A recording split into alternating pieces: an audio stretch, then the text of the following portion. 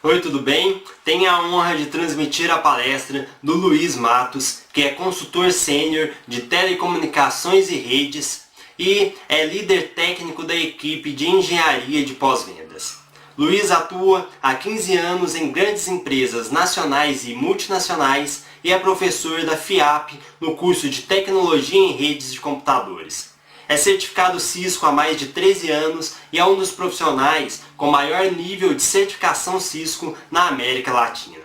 Deixo você em ótimas mãos. Até mais!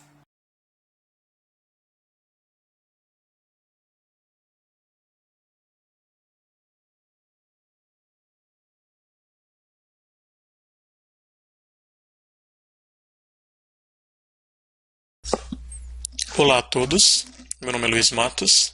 Vou estar apresentando para vocês a palestra intitulada Certificações Profissionais de Mercado de Trabalho.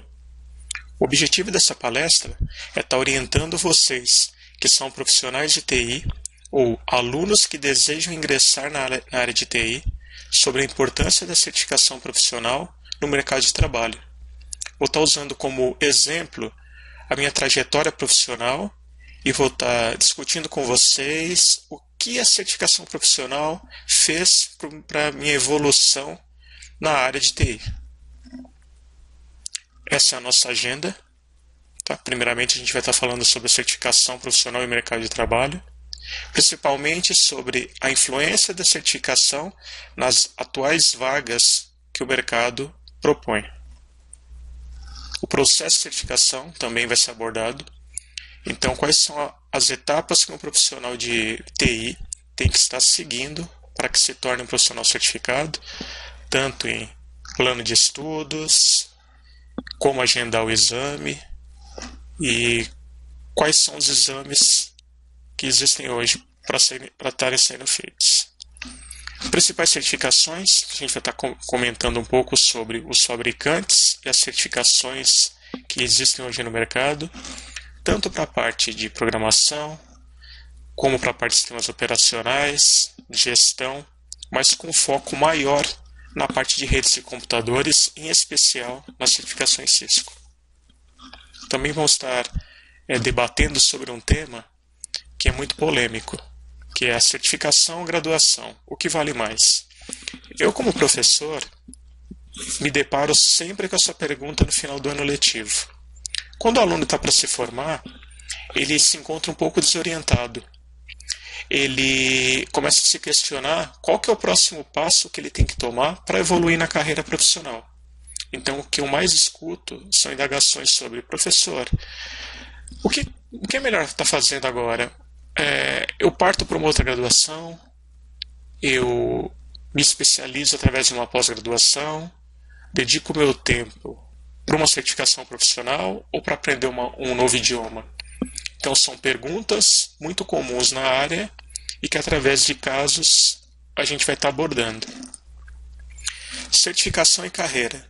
É um depoimento pessoal, onde eu vou estar mostrando a minha evolução na carreira de TI e nessa evolução, aonde a certificação profissional foi importante. Cases, vamos estar falando sobre a certificação CCIE. A certificação CCIE é a certificação,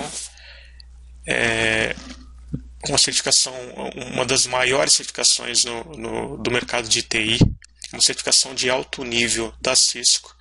A certificação CCIE ela vem sido considerada já há muitos anos como a certificação de TI mais difícil que existe. Isso por causa da sua prova prática do seu laboratório, tão temido Lab CCIE. Então a gente vai estar comentando um pouco sobre essa certificação. Eu vou estar explicando quais são as fases que têm que ser passadas para obter a certificação, explicando o que eu fiz, o que eu passei dentro do laboratório e utilizando um vídeo que foi fabricado pela própria Cisco com o intuito de mostrar para o público como é o interior do laboratório CCIE.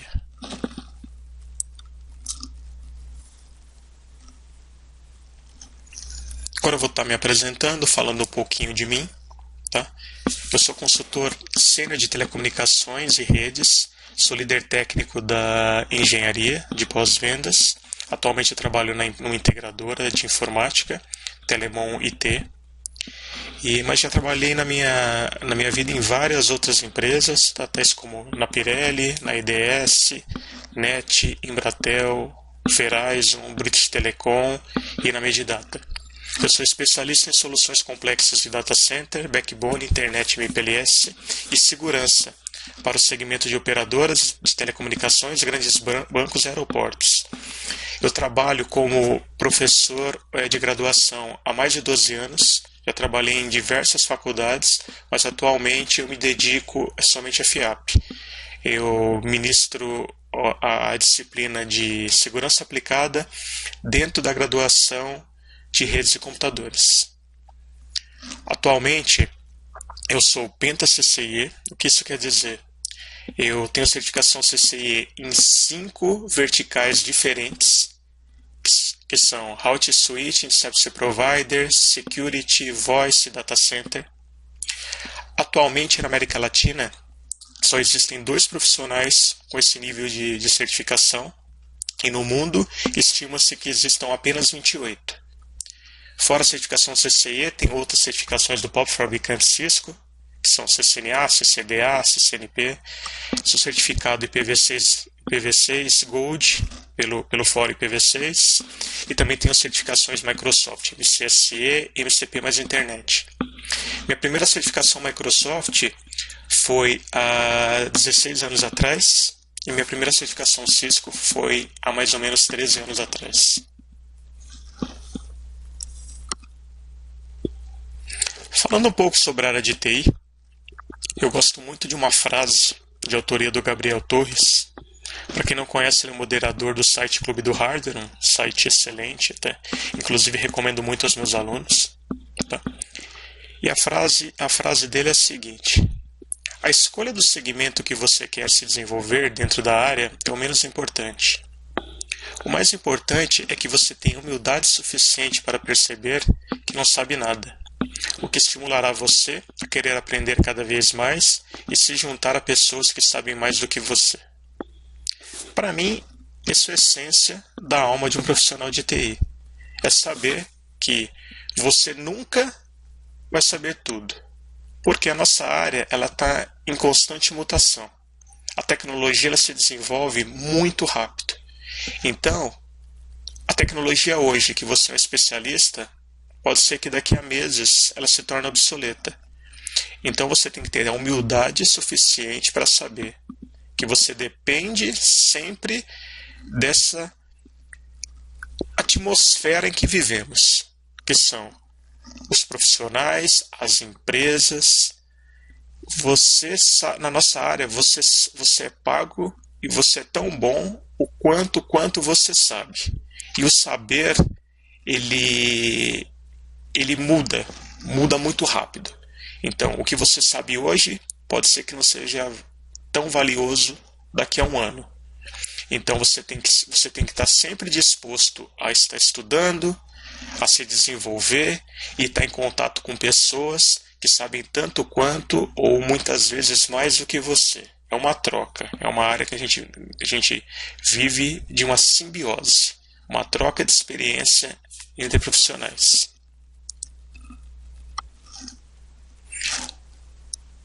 Uma pergunta muito interessante, a qual intitulo até a pergunta de $1 milhão, tão importante que eu acho que essa pergunta o que ela representa na nossa carreira profissional, é uma pergunta que eu me fiz há muitos anos atrás, é uma pergunta que eu faço aos meus alunos e que provavelmente eu vou estar fazendo para o meu filho também. Então, essa pergunta é: você tem que fazer o que gosta ou gostar do que faz? Qual é a resposta correta para essa pergunta? Por que eu pergunto isso? Quando eu era adolescente e estava estudando as possibilidades para um colégio técnico, o meu pai me perguntou: filho, mas o que você quer ser da vida? Qual é a profissão que você almeja? Na época, eu almejava ser engenheiro, porque a minha mãe tinha isso como um sonho, né? O sonho dela era ter um filho formado em engenharia. Aí meu pai: me sentou no colo e me disse: filho, na verdade, o segredo da sua felicidade não é você fazer o que você gosta, é você gostar do que você faz. E na época eu não entendi, mas ele veio me explicar. Falou, por exemplo, o meu sonho também era ser engenheiro, só que eu não pude ser engenheiro. O que a vida me propôs é que eu fosse bancário. E o meu pai foi bancário por vários anos. E ele disse que, para que ele não fosse um profissional frustrado por não ter conseguido trabalhar naquela profissão que ele tanto sonhou, que a fuga dele, o que o blindou, tá? O que o tirou da frustração e o deixou feliz na época, foi aprender a gostar da profissão a qual a vida lhe propôs, que é ser bancário. E a partir daquele momento, ele achou que era o mais sábio. Era assim que as coisas deveriam caminhar. E na época eu vi muito sentido naquelas palavras. Mas anos depois, eu passei por situações onde eu tinha propostas de trabalho para ganhar até mais, fazendo coisas a qual eu não gostava muito. E a partir desse momento, vivenciando esse tipo de cenário, eu percebi que a resposta certa para essa pergunta, ela é pessoal. Ela depende muito do indivíduo. E que, para mim, a resposta certa não era a mesma resposta do meu pai. Porque eu não consigo trabalhar, eu não consigo dedicar a minha vida a algo que eu realmente não seja apaixonado. Então, hoje, isso é uma vantagem que nós, profissionais de TI, temos. Tá? Eu vejo isso em muitos alunos, e eu vejo isso em mim, que é o grande prazer e a grande sorte que nós temos de trabalhar em algo a qual nós somos realmente apaixonados. E eu sou apaixonado pelo que eu faço. E eu não conseguiria trabalhar de uma forma diferente. Eu não conseguiria me dedicar, tá longe da minha família, viajando muitas vezes, trabalhando em algo que realmente não fosse algo que me desse prazer. Então, isso é uma coisa que nós temos que perguntar a nós próprios, né? O que vale mais a pena, né? Você fazer o que você gosta ou gostar do que você faz? Para mim, graças a Deus, eu consegui fazer o que eu gosto e amar o meu trabalho. Entrando agora especificamente a certificação, vamos começar a debater sobre uma pergunta. Alguém que apenas estudou as técnicas inerentes a uma profissão está apto a exercê-la? O que você acha disso? Vou dar um exemplo. Quem teve a oportunidade de assistir o filme do Tom Cruise, o Minority Report, tinha uma fase do filme onde ele tinha que trocar o olho, porque existia um sistema de segurança que fazia escaneamento da íris, então ele podia ser detectado. Então, como ele estava fugindo, ele precisava trocar o olho dele. Então ele foi até um profissional que era especialista nessa cirurgia da troca do olho. E aí ele pagou o especialista, tá? E estava fazendo o procedimento, tá, da cirurgia, e aí recebeu uma anestesia. E antes de apagar a anestesia, ele perguntou, mas aonde você aprendeu nessa técnica? Aí ele comentou, na prisão, como eu fiquei preso por muitos anos, eu tive tempo, muito tempo para ler. Então me dediquei aos estudos e aprendi. E aí depois ele apagou. Mas eu acredito que, antes de dormir, ele deve ter se arrependido de ter procurado o profissional. Então, eis a pergunta. Alguém que estudou qualquer área que seja profissional, principalmente falando da área técnica, de uma área extremamente técnica, como a área de TI, ela pode exercer a profissão? Ela pode exercer a profissão sem ter algo a mais do que um diploma universitário, por exemplo? Essa é a pergunta. O que acontece com a área de TI? Diferente de outras profissões, a área de TI ainda não possui a força de um órgão regulamentador. Então, por exemplo, vamos citar um exemplo de um advogado. O advogado estuda por anos, se forma como advogado, mas até que ele passe na prova da OAB, ele não consegue exercer a profissão. Então, isso prova que, para a área dele, não basta somente ter o diploma universitário, não basta somente ter o canudo. Eu tenho que ter um outro obstáculo, eu tenho que ter outra coisa que prove que eu conheço e que eu estou apto para a minha profissão. Tá? Então, uma das funções dos órgãos, tá, dos conselhos, é essa.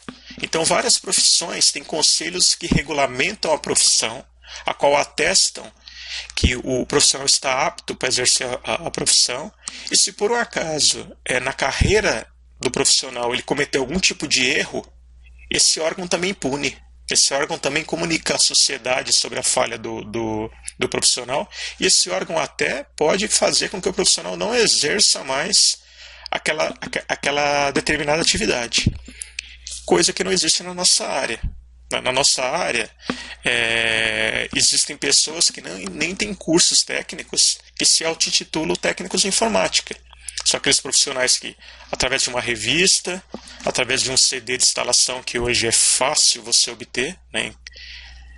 A pessoa instala o equipamento de forma que não segue as melhores práticas, né? É aquele tipo de profissional que a gente brinca, né? A gente chama do instalador do Next Finish.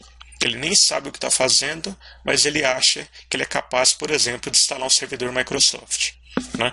Então, é isso que não existe na nossa profissão. Tá? Então, a certificação profissional é algo que traz um maior conforto às empresas quando a gente fala da área de TI. Porque quando o profissional de RH vai contratar alguém de redes, por exemplo, ele não tem como saber se o conteúdo que está no currículo é verdade. E não tem como também, no advento, por exemplo, de uma contratação de um profissional de administrador de rede Windows, a pessoa do RH ou até o gerente, o supervisor da área, ele não vai pedir para a pessoa instalar um equipamento durante a fase de entrevista. Então, o que ocorre? Ele vai ter que se basear em algumas coisas para poder fazer a seleção desse profissional. E uma das coisas que são fortes, tá? Uma das coisas que dão muita base e segurança para os profissionais de RH é a certificação profissional. A certificação profissional, ela não vai atestar que aquele profissional ele é o melhor do planeta naquela vertente, mas pelo menos a pessoa do RH ele vai saber que ele se dedicou, ele estudou e ele conseguiu conquistar um objetivo. E o objetivo esse foi atestado por um fabricante. Então hoje, para a área de TI, quais são os principais pilares para a escolha de um candidato? Experiência profissional e certificação profissional.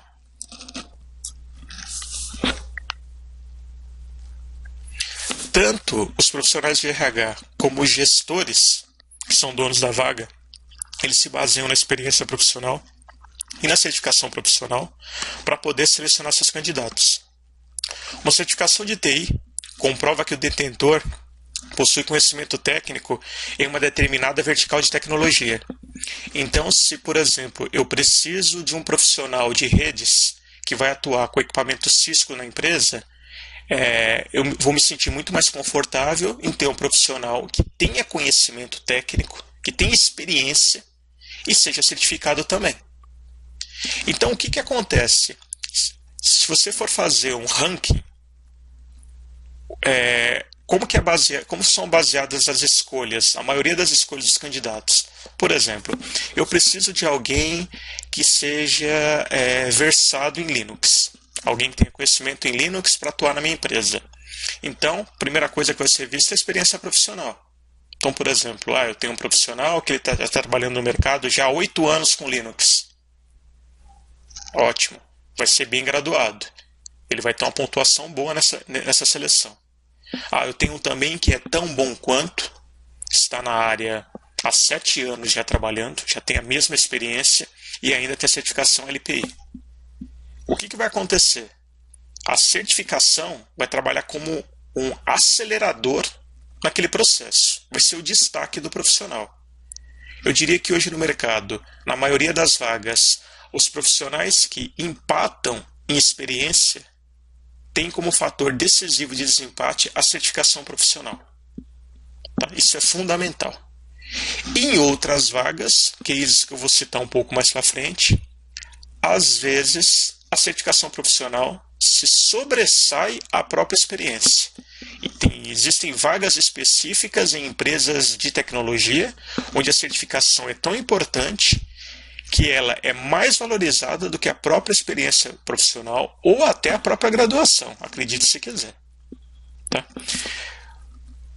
Os exames de certificação, tá, ao contrário do que muitas pessoas pensam, eles não são aplicados pelo fabricante. Então, por exemplo, um exame MCP não é aplicado pela Microsoft, da mesma forma que o exame CCNA não é aplicado pela Cisco. Os exames de certificação são aplicados por empresas que são reconhecidas mundialmente e que são especialistas na aplicação de exames. E não só exames de TI. Exames de TI, exames de teste de motorista, exames na área médica, exames na área de engenharia, vários tipos de exame. Então, hoje no mercado, nós temos duas grandes empresas, uma que é a Prometric e outra que é a VU. Então, são empresas globais que têm parceiros no mundo inteiro e os exames são aplicados nessas empresas. Quando você se candidata para qualquer tipo de exame de certificação, você vai usar o site dessas empresas e você vai fazer o exame em uma das empresas afiliadas a esses grandes órgãos de certificação. Uma outra grande dúvida que os profissionais da área têm, principalmente os alunos, para atingir os níveis superiores em nossa carreira, será que é mesmo necessário assumir uma função gerencial? O que acontece muito, tem aluno que ao se formar, já vi esse depoimento várias vezes, chega para mim e fala assim: professor, eu adoro a área de TI, eu adoro a área de redes em específico, só que eu estou desanimado, porque eu já ouvi várias pessoas comentando que o profissional técnico, o profissional que configura o equipamento, que desenvolve o projeto, ele vai ter ele não vai poder galgar muito dentro de uma empresa, porque a empresa vai valorizar sempre mais o profissional que está voltado à gestão. Em resumo, para que eu seja alguém na vida, eu vou ter que ser gerente, senão eu nunca vou conseguir atingir os meus objetivos. E isso não é verdade. Tá? Isso não é verdade, isso é uma vantagem que nós temos na nossa área. Tá? A nossa área, nós temos uma carreira chamada em Y, né? A carreira na área de TI, ela pode ser moldada em Y. Então, o que é uma carreira em Y? Tá?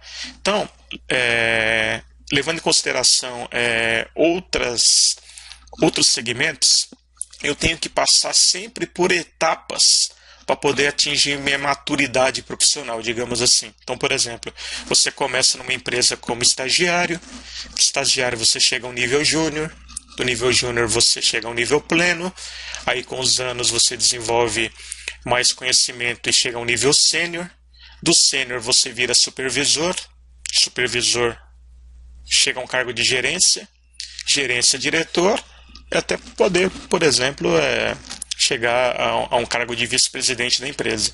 Então, na maioria das profissões, é como se fosse algo parecido com o exército, né? São as patentes do exército. Os anos vão passando, eu vou adquirindo mais conhecimento, mais maturidade e vou subindo uma escadinha. O que acontece com esse modelo? Se a gente for parar para pensar na área de TI. Vou dar um exemplo. Eu trabalhei numa empresa onde tinha um profissional que era um exímio DBA. Um dos melhores DBAs que eu já conheci na minha vida. Muito bom. E ele trabalhava na empresa, num cargo sênior, né, de administração de banco de dados, e até que um belo dia ele recebeu uma proposta do concorrente. Ele recebeu a proposta do concorrente, era uma proposta muito boa, e ele estava para se desligar da empresa. Quando ele procurou o gestor, dizendo que ia se desligar, o que aconteceu? Ele falou: não posso perder, ele é um cara muito bom, ele tem um bom conhecimento, conhece muito a empresa, né, conhece todo o sistema de billing da empresa, que é um sistema muito importante, tenho que manter ele aqui. E aí o gestor ele foi procurar a área de RH. E a área de RH tentou ajudar e chegou à seguinte conclusão. Disse o seguinte para o gestor: olha, ele está no limite do salário do cargo dele. Eu não consigo mais dar aumento. Ele, e agora, o que eu vou fazer? Não, a única maneira da gente propor um aumento para ele é se ele virar gerente. Então, se você conseguir promover ele como gerente, aí eu vou ter um range de salário diferenciado, aí eu consigo cobrir a proposta. Aí ele, ok. Então, na época, pensou-se que era a melhor coisa a se fazer. Então, ele foi promovido de DBA Sênior para gerente. O que aconteceu? Na prática, a empresa perdeu um excelente DBA e ganhou um péssimo gerente. Por quê? O perfil dele era muito técnico. E o perfil de um profissional técnico sênior é muito diferente de um perfil gerencial. Por quê? O técnico ele tem que ter as habilidades necessárias para aquela vertente a qual ele trabalha. Agora, um gestor é um outro perfil. O gerente de um DBA ele não precisa saber mais do que os outros DBAs. Um gerente de redes ele não precisa ser o melhor técnico de redes. Ele não vira gerente porque ele era o melhor naquele segmento. Porque as habilidades que são cobradas no nível gerencial são outras. Ele tem que ter um bom nível de relacionamento, ele tem que saber fazer coaching da equipe, ele tem que saber se relacionar com outras áreas. Então, o perfil ele muda. Então, são perfis diferentes. Então, quando esse profissional ele passou para gerente, ele foi colocado num cargo a qual ele não tinha a menor vocação. E se provou isso. Tanto é que 6 meses depois, ele acabou sendo mandado embora. Ele praticamente recebeu um impeachment dos funcionários, né? Ele gerou um clima de terror tão grande com a equipe que ficou uma situação ou ele ou eles, né? A equipe não aceitava mais trabalhar sobre a gestão daquele profissional. Então é isso que ocorre. Na área de TI, principalmente em empresas que trabalham com serviço, qual que é a mercadoria que é vendida nessa empresa? O conhecimento do profissional. É diferente, por exemplo, de uma empresa do ramo alimentício que vende chocolate, ou vende balas, ou vende bolacha. Né? Ou empresa do ramo automobilístico que vende carros. Uma empresa de serviço, uma empresa de TI, ele vende o conhecimento do profissional. Então, ele não pode perder aquele conhecimento. Então, nesse tipo de empresa, a gente tem a facilidade de poder desenvolver nossa carreira em Y. Então, o que seria essa carreira? Quando você chegar no nível sênior, você vai poder escolher entre uma carreira na área de gestão ou continuar como um especialista, aonde o nível que você vai alcançar ele é o mesmo. Então, o que acontece na nossa área, que é algo que é muito difícil acontecer em outras áreas? Às vezes você tem uma equipe técnica, de técnicos sêniors, e você tem um gestor, só que nessa equipe, alguns técnicos sêniors podem ganhar mais, ter um salário mais elevado do que o próprio gestor. Eu falo, mas como que isso é possível? O gestor não tem que ganhar mais? Não. O que nós temos que analisar é qual é a função de cada um. A função do gestor é gerir a equipe, é fazer o coaching da equipe, é fazer a interface daquela equipe com outras áreas. Mas naquela equipe pode haver alguém, pode existir um profissional tão sênior e tão vital à empresa que ela se torna muito mais indispensável do que o próprio gestor dele. Então isso é algo que é fascinante na nossa área. Então o que eu digo não existe esse temor. Tá? Você não precisa se tornar gestor dentro da área técnica, usando as palavras do meu aluno, né? São palavras que exemplificam bem, para se tornar alguém na vida. Né? Dentro da própria área técnica, você pode ter um desenvolvimento como especialista e se tornar alguém no mesmo nível, por exemplo, do gerente, ou até no mesmo nível do próprio diretor.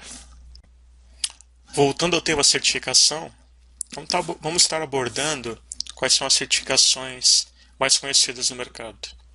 Certificações são por vertentes e são de fabricantes diferentes. Então, por exemplo, Na parte de redes, nós temos a Cisco, Juniper, HP, VMware, Microsoft.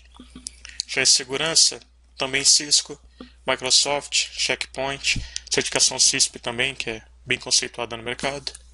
Também temos certificações voltadas para a área de governança, que são a ITIL, a COBIT, também para a área de projetos, PMP e a PRINCE. A área de banco de dados também tem certificações Oracle, Microsoft, IBM. Linux também, LPI, certificações da Red Hat. Na área de programação também temos certificações, um grande exemplo é a Java. Então, essas certificações, elas são muito importantes para os fabricantes. Por quê? Elas servem para capacitar os integradores, capacitar os parceiros, para que possam implementar seus produtos de uma forma coerente, de uma forma tecnicamente efetiva. Dessa forma, eu não vou ter problemas dentro do cliente e esses problemas não vão estar gerando uma má imagem do fabricante. Muitas vezes, essa imagem ruim, ela é gerada por uma instalação feita de uma forma que não foi correta e não pela qualidade do produto. Então o fabricante se preocupa muito em que a solução dele seja implementada por alguém que saiba. E também uma forma de evangelizar os usuários finais. Então o que seria isso? Os profissionais certificados, que são usuários da própria ferramenta, eles começam a idolatrar os fabricantes, né? Vamos dizer assim. Até passa até uma coisa um pouco engraçada, parece até como se fossem times de futebol. É muito engraçado, a gente vê isso muito na faculdade. Alunos que adoram Linux detestam Microsoft, né? Alunos que gostam de Microsoft fazem piadinhas com Linux, né? Parece até que são times de futebol, né? Parece que são torcedores do Corinthians contra torcedores do Palmeiras, alguma coisa assim, né? É bem engraçado. Mas o importante é capacitação do profissional para que ele possa instalar a ferramenta e usufruir da solução da melhor forma possível.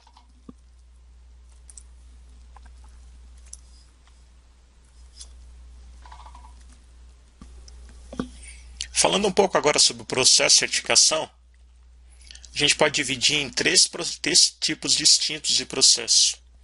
Então existem as certificações que são exames teóricos e não tem pré-requisito algum. Tá? Por exemplo, o MCP, CCNA, CCDA, ITIL e LPI. O que é isso?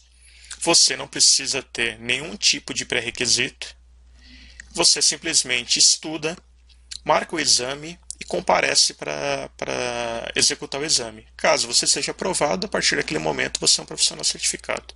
Então não existe nenhum pré-requisito. Um outro tipo seriam exames teóricos com pré-requisito em outros exames teóricos. Por exemplo, o MCP. Para que o profissional se torne MCP, ele tem que seguir uma sequência de exames de certificação, como, por exemplo, o exame CCNA. Tá? Alguém para ser CCNP, ele tem que ter sido CCNA.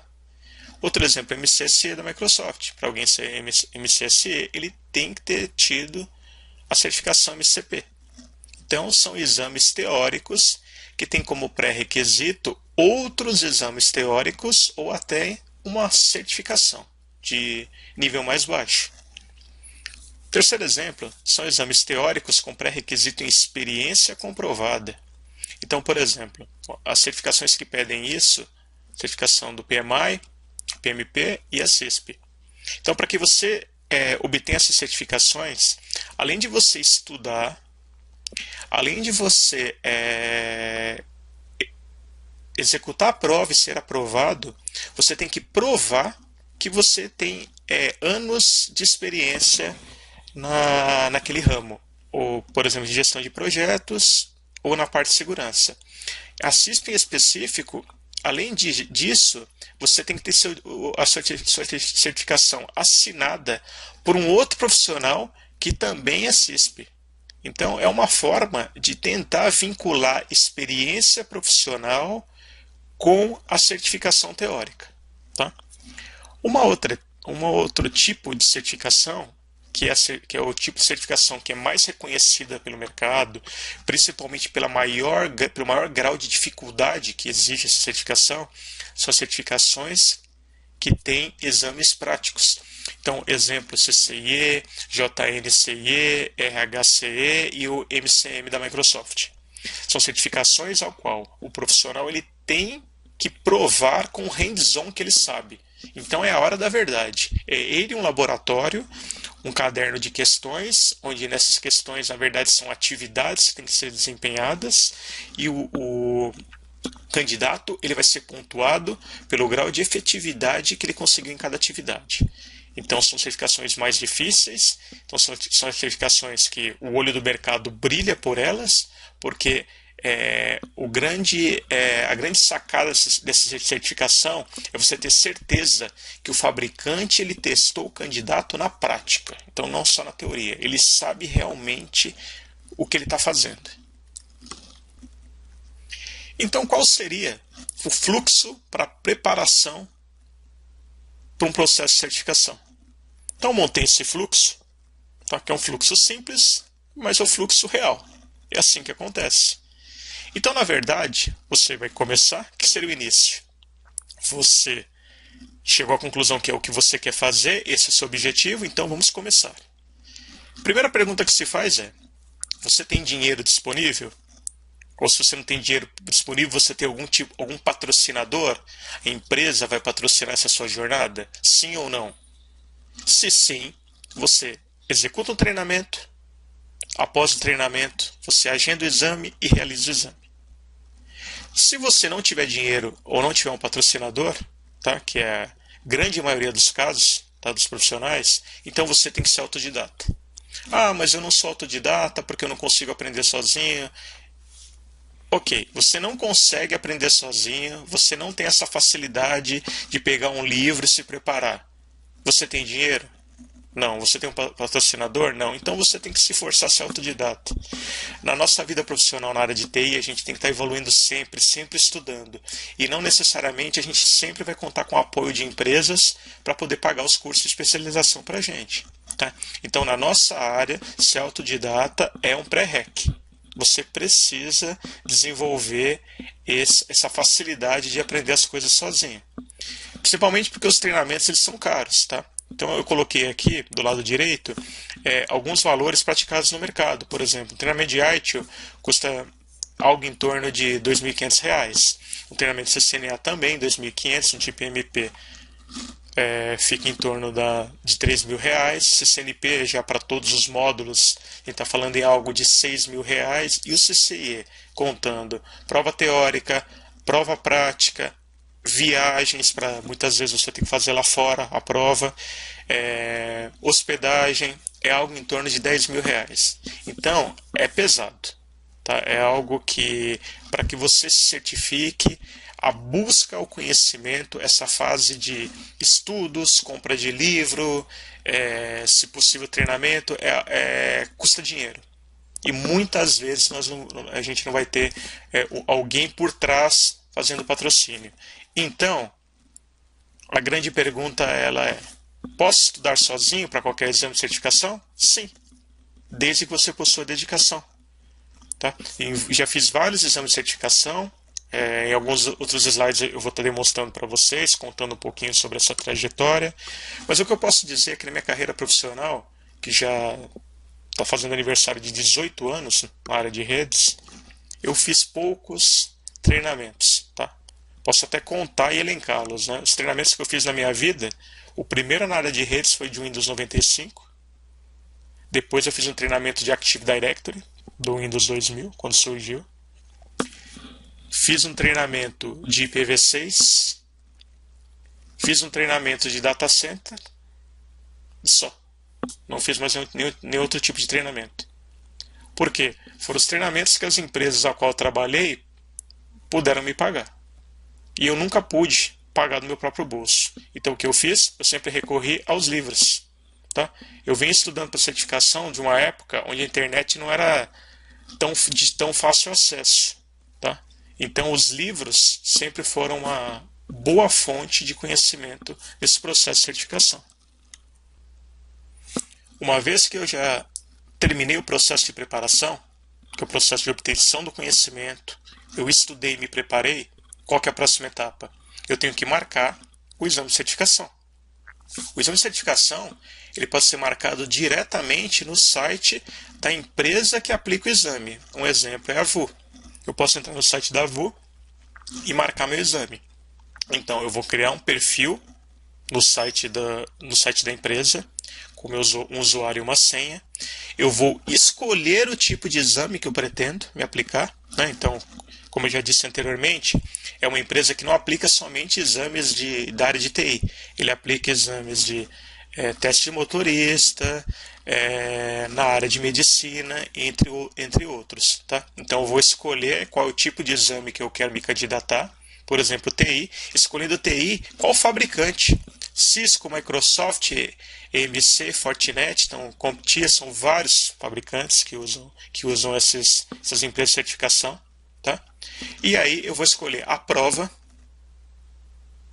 e o local a qual eu vou estar me dirigindo para fazer a prova. Então, eu vou ter uma opção de escolher locais próximos da minha residência ou próximos do trabalho.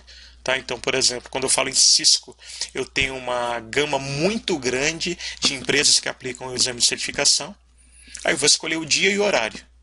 O que vai acontecer? Naquela data, naquele horário, você vai comparecer à empresa, vai ter que apresentar 2 documentos com foto, tá? É a exigência.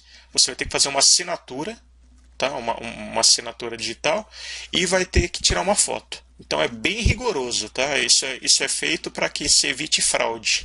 Tá? Uma vez que você comprove que você é realmente quem diz ser, você é escoltado até uma sala, que ela é monitorada por uma câmera, e o exame já foi feito download dele previamente naquele equipamento a qual você vai estar utilizando para fazer a prova. Tá? Você faz a prova vai ter um tempo. Quando você faz uma prova e a língua a qual a prova foi criada, ela não é a língua nativa do candidato, você vai ter um acréscimo de tempo. Por exemplo, existem provas que são em inglês. Tá? E meu idioma nativo não é inglês, eu sou brasileiro, meu idioma nativo é português. Então eu vou ter um acréscimo de tempo por causa disso. Tá? Isso é uma norma da empresa certificadora. Vou executar o exame. E ao término do exame, eu já vou ter a nota automaticamente. A nota vai vir na minha tela, tá? Dizendo se eu fui aprovado ou não. E também vai ser impresso um relatório numa impressora a qual fica com a auditora do exame. Tá? Na maioria dos fabricantes, esse report, além da sua nota, ele vem as sessões a qual você passou pelo exame.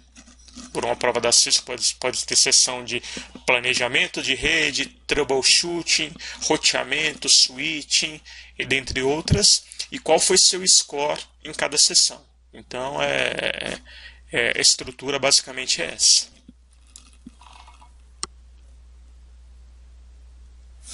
Certificação ou graduação?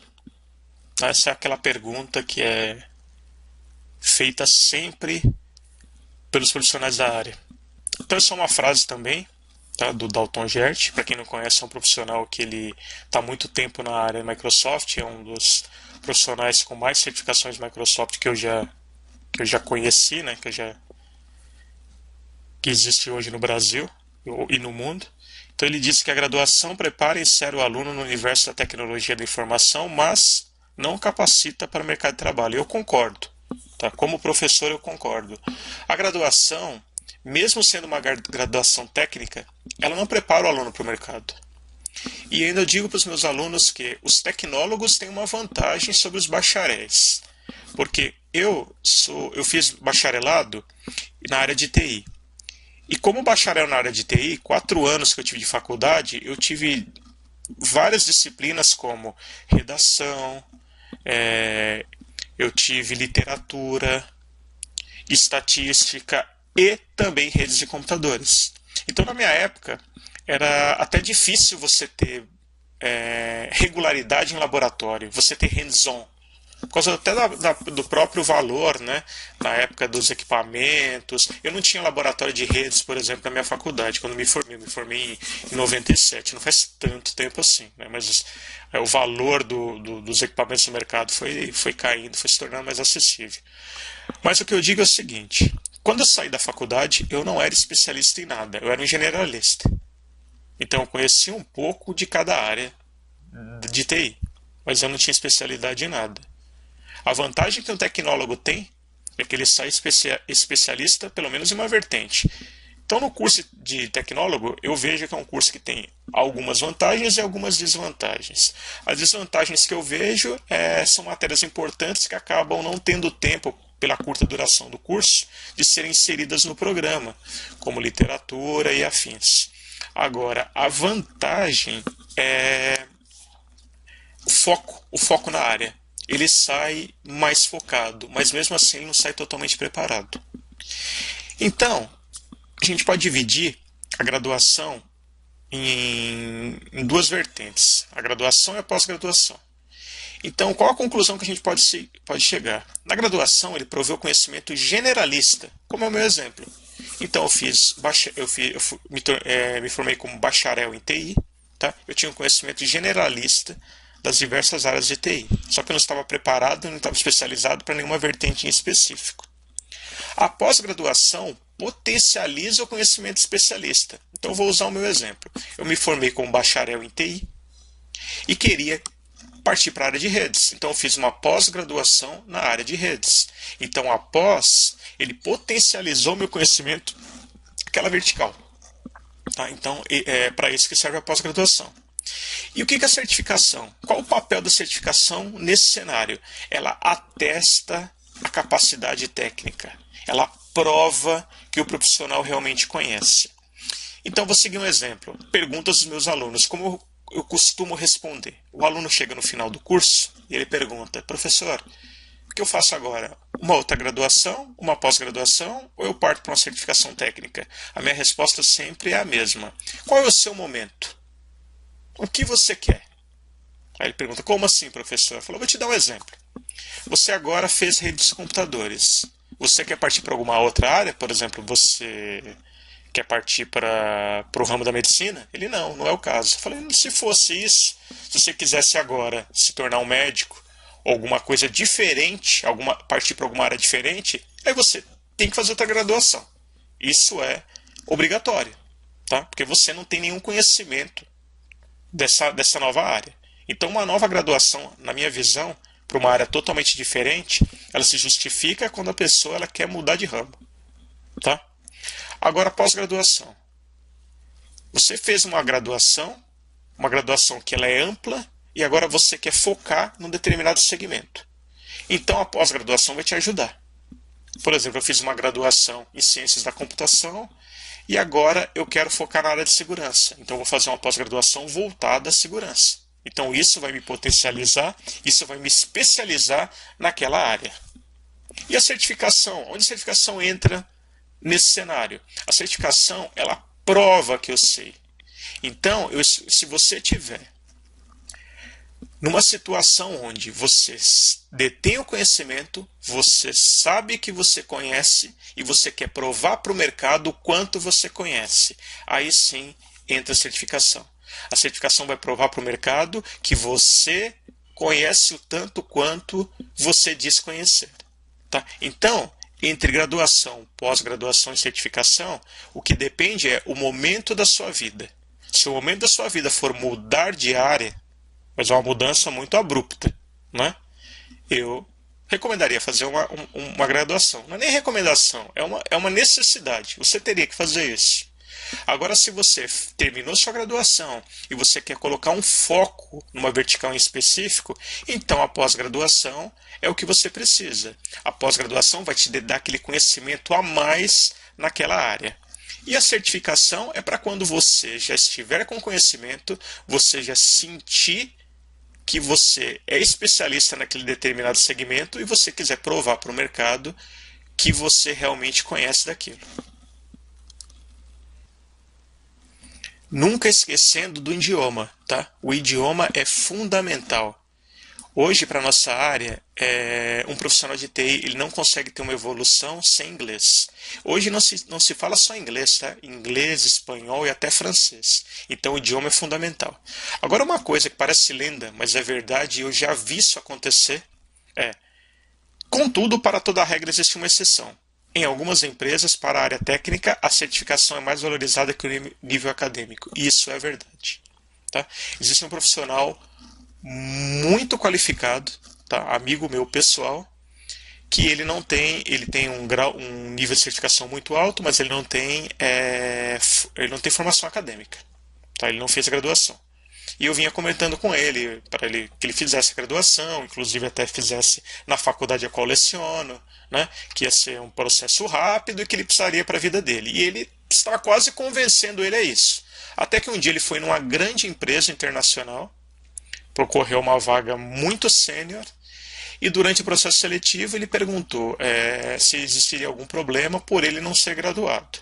E a resposta que ele obteve foi a seguinte: meu amigo, você com esse nível de certificação não precisa ser graduado. O que interessa é a sua certificação. Então isso é uma verdade. Tá? Assim, são casos muito raros. Tá? Então existem empresas que valorizam muito mais a certificação do que a graduação. Tá? E como isso não é a maioria, o que eu atento? Existem empresas a qual, se você não tiver o diploma universitário, você não consegue nem iniciar o processo de seleção.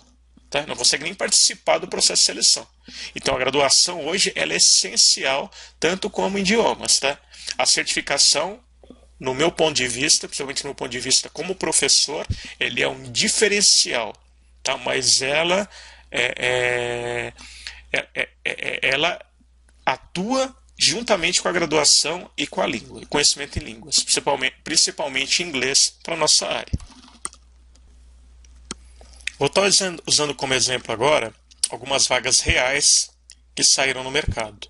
Tá? Então eu vou usar essas vagas como base para dizer sobre aquela importância da graduação, línguas e certificação nas vagas do mercado. Tá? Então, por exemplo, essa vaga ela é um perfil tradicional de RH. Então, o que ela pede? Ela pede um profissional de redes com ensino superior, certificação CCNA, preferência CCNP, experiência com SPF, GRP, BGP, Spanning Tree, equipamento Cisco. Então, em resumo, é uma vaga que pede como base o conhecimento, a graduação, pede como base a graduação, ela pede um profissional certificado e também pede experiência. Então ela está se apoiando em 3 pilares importantes: na graduação, na certificação, mas ela também quer um profissional que tem experiência. Tá? Essa outra vaga, ela já pede a experiência, tá? Ela dá um ênfase maior na experiência do candidato. Então, por exemplo, experiência mínima de 2 anos em integradoras de equipamentos de empresas Cisco e na manutenção e instalação de Call Manager, Unity e PCC. Conhecimento de aplicação de QoS, na otimização e qualidade de voz. Desejável certificação CCNA. Então, assim, ela foca bastante na experiência do profissional. A parte de certificação entra como item desejável. E também dá um foco em disponibilidade para viagens e trabalhos fora do expediente e desejável usar carro próprio no atendimento a cliente. É uma coisa que é fundamental em algumas vagas. Tem empresas que trabalham em atividades fora do horário comercial, em atividades fora do estado onde a empresa se localiza. Então ela também precisa de uma disponibilidade do candidato para estar trabalhando de madrugada em algumas janelas, para estar viajando fora do estado, até às vezes fora do país. Tá? Então esse é um segundo perfil de vagas na nossa área. Eu comentei sobre algumas empresas que valorizam mais a certificação do que o nível de graduação do candidato. Isso se dá principalmente por causa das parcerias que existem entre grandes empresas e integradoras. Um exemplo que eu dou é Cisco, mas a Microsoft trabalha com algo similar. Então, o que a Cisco ela faz com seu parceiro? A Cisco ela quer garantir, ela quer ter certeza que o parceiro que a representa junto ao seu cliente, ele tem capacidade de desenvolver um bom trabalho. Ele conhece bem o seu produto, ele tem um nível técnico adequado para implementar as suas soluções de uma forma eficaz. Então ela desenvolve níveis de parceria. Então a Cisco, quais são os níveis de parceria hoje? Um parceiro ele pode ser Select, Premium, Silver e Gold. O que difere esses 4 níveis de parceria? Dentre outras coisas, tá? Porque não é só a certificação, tá? Dentre outras coisas, a certificação técnica dos profissionais que compõem a empresa parceira. Então, por exemplo, para cada nível de parceria, ela exige um número de profissionais certificados e um grau de certificação diferente. Um exemplo que eu dou para vocês é um parceiro Gold, dentre outros requisitos, ele precisa ter 4 profissionais CCIE. Então, isso é mandatório. Se ele atender a todos os outros requisitos, que é de qualidade no atendimento do cliente, dentre outros, e não tiver os 4 profissionais CCIE, a empresa ela não pode se tornar uma parceira Gold. E por que isso é importante? Isso é importante porque quanto maior o nível de parceria dentro do fabricante, maior a chance que você tem de ganhar projetos grandes junto a esse fabricante. O fabricante ele dá preferência a projetos grandes para empresas qualificadas.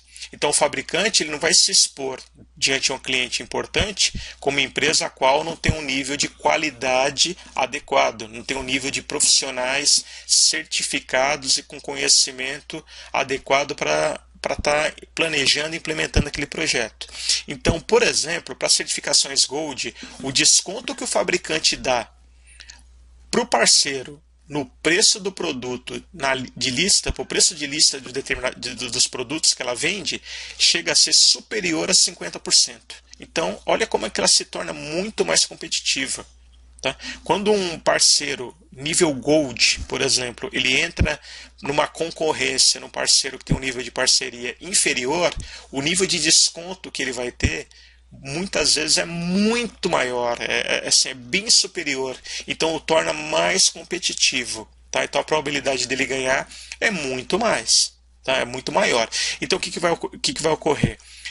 Para esse tipo de empresa que depende dos profissionais certificados, um profissional com um nível alto de especialização, tá? E um nível alto de certificação emitido pelo fabricante, vale ouro. Tá? Faz parte do negócio. É um pouco diferente.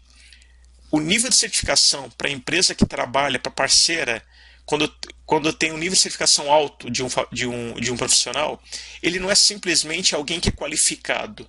Ele não é simplesmente visto como alguém que vai desempenhar bem as funções. É mais do que isso. Ele faz parte do negócio. O nível de certificação dele influencia no negócio, influencia na venda. Tá? Isso é tão real que a própria Cisco ela tem políticas de proteção a profissionais certificados. Por exemplo, se você é um profissional nível CCIE e trabalha numa integradora e você recebe uma proposta de um concorrente, né, para poder tirar você, de repente eu preciso de um outro profissional com esse nível de certificação, eu preciso de um outro CCIE. O que eu vou fazer? Eu vou no meu concorrente, vou oferecer para ele um salário melhor e aí eu consigo trazê-lo para a minha empresa. Quando acontece esse tipo de mudança, tá? Quando um profissional sai de uma empresa que é parceira e vai para outra, ele fica num período de freezing com o certificado dele. Então, durante um ano, aquela certificação não pode ser usada na nova empresa no processo de parceria. Isso é uma maneira que o fabricante teve de impedir a prostituição, digamos assim, do mercado. Tá? E impedir que uma empresa que gastou com treinamento para o profissional, uma empresa que ajudou no desenvolvimento daquele profissional, perca o profissional para o mercado, por exemplo, por uma oferta de salário superior. Tá? Então, o que o fabricante faz com isso? A ideia é que a empresa que precisa do profissional certificado invista no seu capital humano e invista nas pessoas que trabalham na própria empresa. Então, isso para a gente é um esquema muito bom, tá? Porque nos valoriza como profissional, tá? Força com que as empresas tenham que investir em treinamento e capacitação e no final das contas, no final do dia, sai todo mundo ganhando, tanto a empresa como o profissional. Falando um pouco da minha trajetória profissional e sobre as certificações que eu fiz e principalmente o que cada certificação interferiu na minha carreira. Tá? Qual foi o papel da certificação na minha evolução profissional? Então, minha primeira certificação profissional foi em 1998. Foi a certificação Microsoft MCP. Eu sou MCP Windows 95. Às vezes eu conto isso para os alunos, eles dão risada, eles nem acreditam, né? Falando, professor, em 95, na época que eu tirei a certificação, em 1998, o Windows 95 era uma revolução no sistema operacional, né? É um sistema operacional revolucionário. Então, o que isso interferiu na minha carreira? Qual foi o ganho que eu tive? Na época eu trabalhava na EDS, eu trabalhava no Helpdesk da EDS, Helpdesk de TI, que atendia a Xerox e a GM, e quando eu me tornei certificado, eu pude ter uma oportunidade a ir para uma área de segundo nível. Então eu fui bem visto, foi uma coisa que foi bem vista, foi uma conquista que me enalteceu na empresa e eu pude ter esse tipo de oportunidade. E na própria empresa eu fui galgando. Tá? Então, um ano depois, eu consegui fazer terminar as outras provas de certificação, até que em 1999 eu me tornei MCSE, que é o Microsoft Certified Systems Engineer, que na época era o maior nível de certificação da Microsoft. Então, naquela época, quando eu me tornei MCSE, eu já comecei a receber propostas de outras empresas no mercado. Então, eu recebi uma proposta de uma empresa do ramo automotivo. Eu passei por todo o processo de seleção, estava quase para entrar na empresa, tá? Já tinha até exame médico marcado. E quando eu pedi minha demissão, o meu gestor me ofereceu uma vaga na área de terceiro nível na empresa que eu trabalhava na época, que era a IDS. Então, entre ir para uma empresa que não era do ramo de TI e ir para uma área de terceiro nível, de uma empresa que o core business era a área de TI, eu preferi continuar na empresa que eu estava. Então, foi um salto muito grande na minha vida profissional. Eu tive contato com profissionais espetaculares, com tecnologia de ponta, numa empresa que respirava tecnologia. E eu tenho que agradecer a parte da capacitação e da certificação técnica, porque naquele momento a empresa começou a me ver com outros olhos e a empresa me deu outras oportunidades. Por ter certificação MCSE também na EDS, eu pude participar de uma equipe internacional que dava treinamento para a empresa. Então, em algumas vezes por ano, eu era deslocado dos meus afazeres e dava treinamento Microsoft para os próprios funcionários da empresa. Na época, a EDS era autorizada pela Microsoft a dar treinamento para funcionários com material oficial da Microsoft. Tá? Então, foi uma coisa muito boa, porque inclusive até despertou a minha vontade de ensinar e despertou, né, o meu coração para a minha segunda profissão, que é ser professor. Né? Então, fiquei na empresa de 97 até 2000. Tá? Em 2000, eu queria conhecer o mercado, eu queria ter outras oportunidades e eu estava terminando minha pós-graduação em redes de computadores.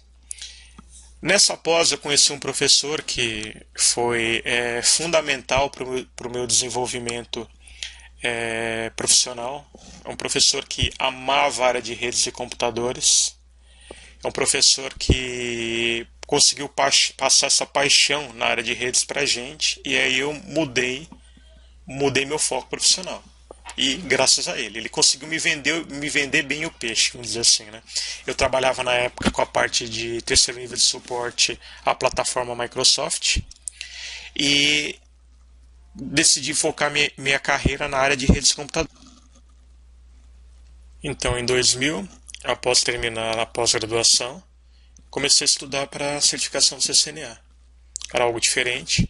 Eu achei que ia agregar bastante na minha carreira profissional, porque eu era um profissional de sistemas operacionais e a parte de redes era um buraco negro, era uma nuvem. Eu não conseguia entender o que acontecia na parte de infraestrutura de forma profunda. E para quem é de sistemas operacionais, agrega muito, porque quando você faz um troubleshooting, você tem que ter um discernimento para poder identificar se o problema é no servidor ou se o problema é na infraestrutura de redes. Então a gente até brincava que a gente ia fazer o troubleshooting, chegava para o profissional de redes e perguntava: tem algum problema na rede? O servidor está lento? Tem alguma coisa que poderia estar afetando?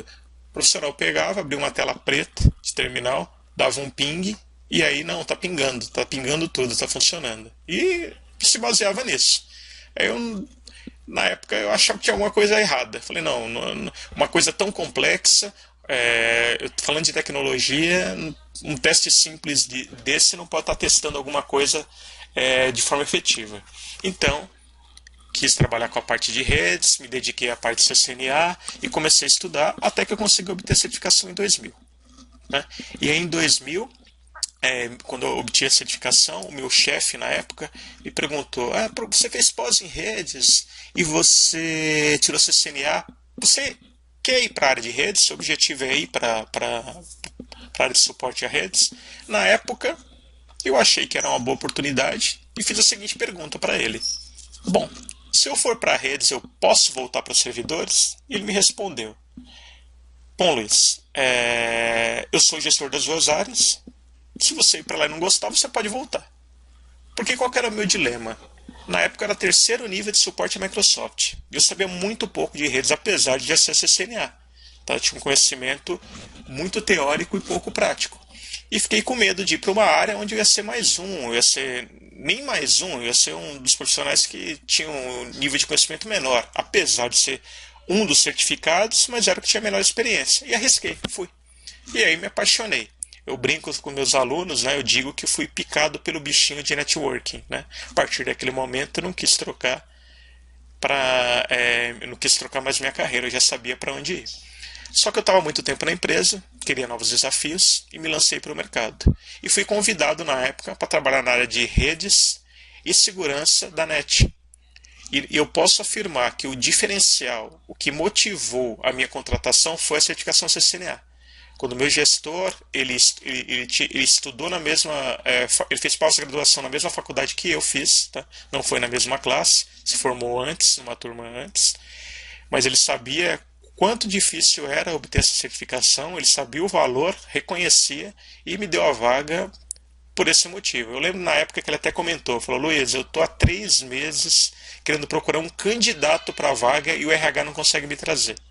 Então você é a pessoa que eu estava procurando, você tem o nível, você tem a experiência que a empresa precisa. E fui para a NET e fiquei por lá durante 6 meses, mais ou menos. O que aconteceu? A minha estada lá na NET, na época, foi pequena, por quê? Eu adorava a empresa, gostava das pessoas que eu trabalhava, só que na época que eu queria sair da IDS, eu mandei um spam de currículos para várias empresas. E uma headhunter gostou do meu currículo e achou que o meu currículo era perfeito para o perfil que uma empresa de telecomunicações procurava.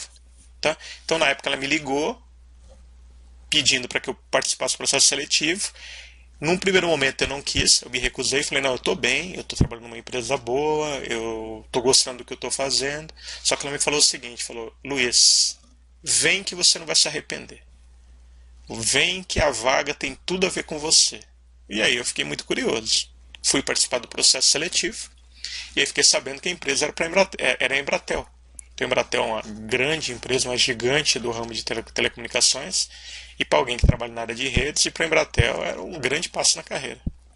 Participei do processo, consegui ser escolhido, e mais uma vez, com certeza a certificação CCNA foi o que me impulsionou.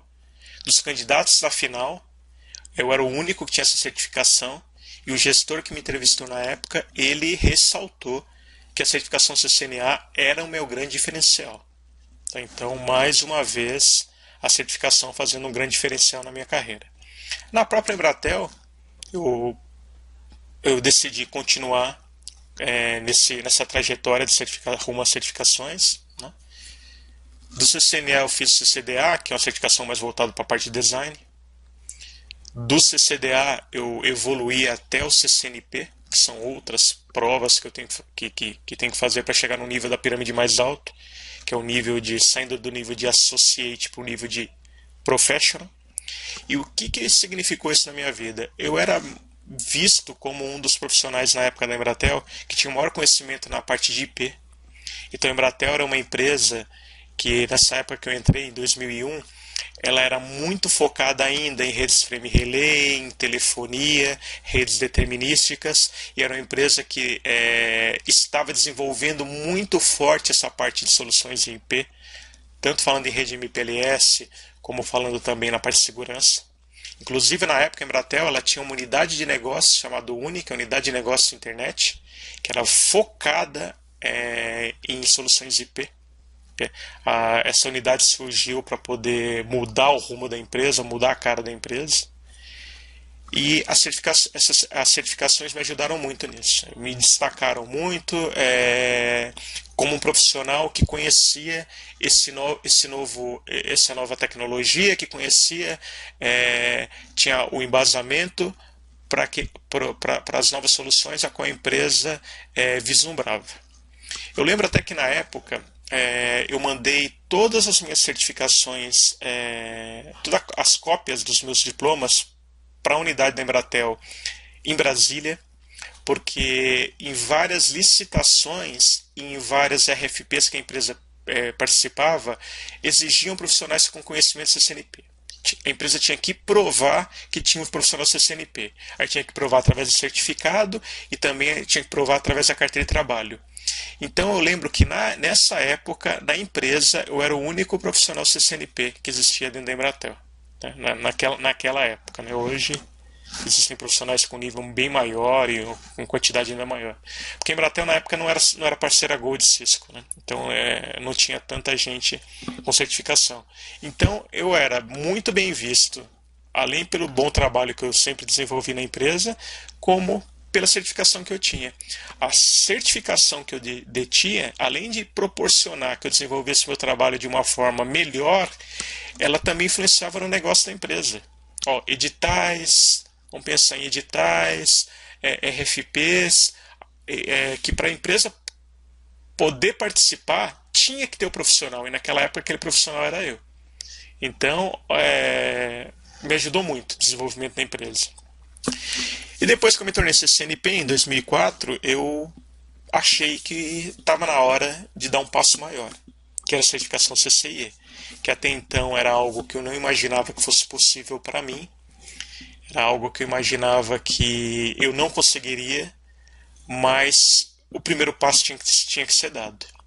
Na época, eu recorri à própria Embratel, tá? Até alegando, usando também como ajuda o pessoal de vendas, porque existiam alguns editais que pediam que o profissional fosse CCIE e na empresa não existia profissionais CCIEs, e a área de vendas me ajudou também. Então a área de vendas junto ao RH, junto ao fabricante, eles fizeram um movimento para a qual a ideia era me patrocinar. Era patrocinar minha prova, patrocinar meus estudos. Né? Estamos falando de uma prova que custa $1.500 e pesa muito no bolso funcionário. Então a empresa me pagou na época a prova, o laboratório. Então junto à Cisco eu tive acesso aos equipamentos para poder estudar, ao hack que a Cisco tinha na época para os parceiros estudarem para a prova de CCIE, e também a empresa, na época Embratel, me pagou o exame prático. Eu tentei fazer o exame prático. Minha primeira tentativa foi em 2006 e eu não consegui passar. Mas foi o primeiro grande passo que eu dei em rumo à certificação CCI. Em 2007, eu estava na Embratel, né? Já tinha feito minha primeira tentativa para o laboratório CCIE. Só que na época eu estava mais focado para a área comercial, eu era pré-vendas. Então eu tinha contato com a área técnica, só que me faltava o hands-on. Então eu achei que na prova, minha maior fraqueza foi essa. Eu conhecia a teoria, eu conhecia a tecnologia, só que eu tinha perdido um pouco da mão, né? E eu tive uma oportunidade para trabalhar na Verizon, né? Uma ex-gerente que trabalhou comigo na EDS me convidou para fazer parte da equipe de engenharia. E naquela época, o que contou muito ao meu favor foram as minhas certificações profissionais. Foi eu ter já o nível de certificação CCNP e principalmente eu estar estudando para o CCIE. A vaga era uma vaga técnica, a vaga exigia um conhecimento bem avançado e a certificação ela me ajudou muito a ser o candidato que foi contemplado, né? Naquela época eu pude ter um contato maior com equipamentos, então consegui suprir essa minha deficiência no hands-on e tentei novamente em 2007 e consegui ser aprovado no laboratório em março. Então foi um momento muito bom na minha vida, é algo que é inexplicável. Foram 2 anos de estudo, é uma prova muito difícil e foi um momento único, tá? Eu até brinco que eu fiquei mais ou menos um mês andando, pisando nas nuvens, né? Foi algo muito legal. Em 2007, eu tive a oportunidade de estar trocando de empresa. Da Verizon, eu tive uma proposta muito boa e irrecusável para trabalhar na British Telecom. E para trabalhar na British Telecom, eu não diria que o CCI foi importante, foi quase que mandatório. A empresa na época ela estava passando pelo processo para se tornar Gold Cisco. Ela já tinha 3 CCIs e faltava o quarto. E o que acontecia naquela época? Eu era tido como uma mosca branca. O que é uma mosca branca? Um profissional que tinha a certificação CCIE, mas não tinha o seu ID vinculado a empresa alguma. A Verizon é uma empresa global, é uma empresa que já tinha certificação Gold e conseguiu usar os descontos globais da empresa nas suas ofertas. Então não necessariamente precisaria que os profissionais CCIs do Brasil se vinculassem à empresa. Então eu não tinha vínculo. Eu tirei CCI, eu nem sabia desse processo, para mim era algo muito novo e ninguém nunca me pediu para vincular. Quando eu fui para a British Telecom, eles puderam ter um profissional com uma boa qualidade técnica, um profissional de mercado e sem vínculo, que era tudo que eles precisavam para o processo de Gold. Tá, então entrei na BT em 2007 e a certificação CCI ela foi decisiva para que eu conseguisse a vaga.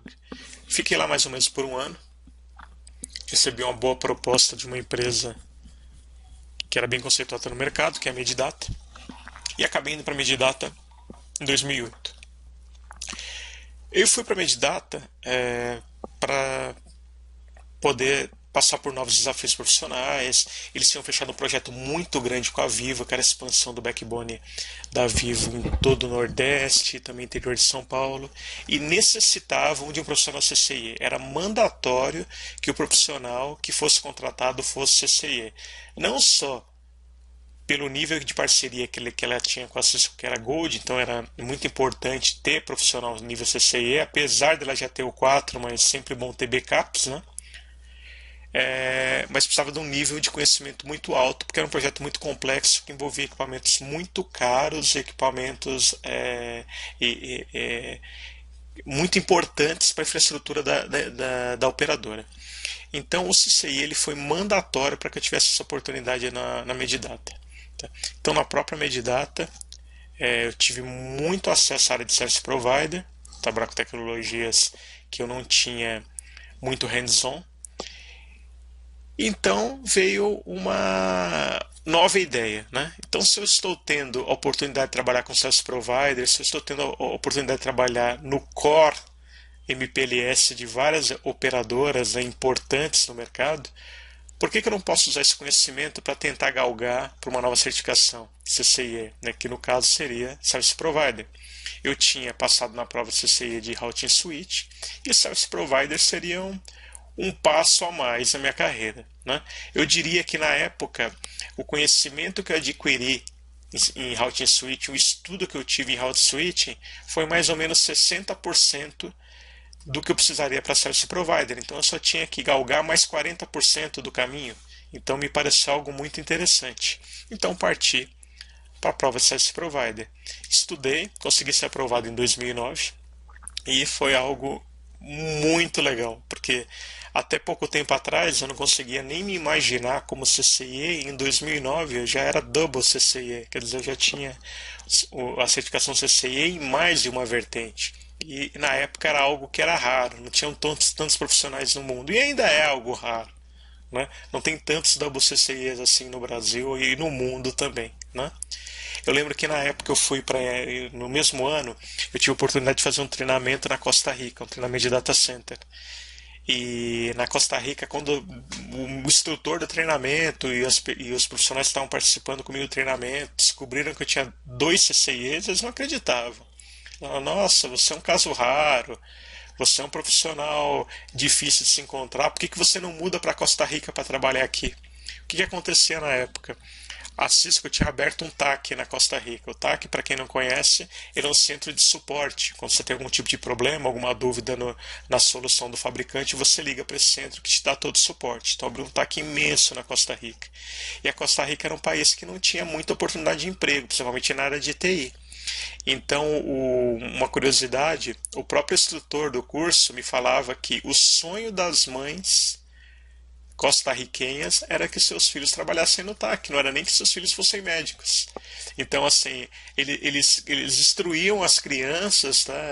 Investiam nas crianças para que as crianças fossem trabalhar no TAC da Cisco, porque lá era visto como um lugar que teria grandes oportunidades, porque eles investiam em treinamento, porque não era fácil obter profissional qualificado lá na Costa Rica.